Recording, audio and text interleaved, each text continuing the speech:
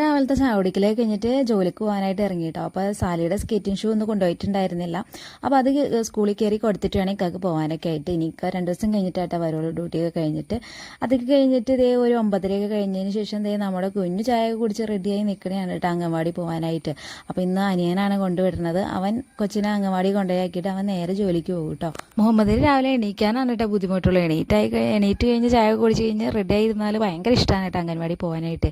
കൂട്ടുകാരെ കാണാനാണെന്നും പറഞ്ഞിട്ടാണ് പോണതൊക്കെ. അങ്ങനെ ദേ അവരെല്ലാവരും പോയതിന് ശേഷം ഞാൻ ചായ കുടിക്കുകയാണ്. അപ്പവും പീസ് കറിയും കൂട്ടിയിട്ട് കഴിക്കാൻ കേട്ടോ.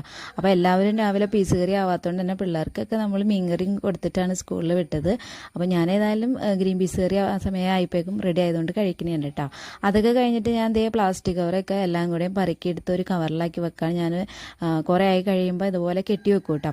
നമ്മളത് ഹരിതകർമ്മസേനയ്ക്ക് കൊടുക്കാനാണ് കേട്ടോ. കാരണം എന്തായാലും 50 രൂപ വെച്ച് കൊടുക്കുകയും വേണം. പ്ലാസ്റ്റിക് കൊടുത്താൽ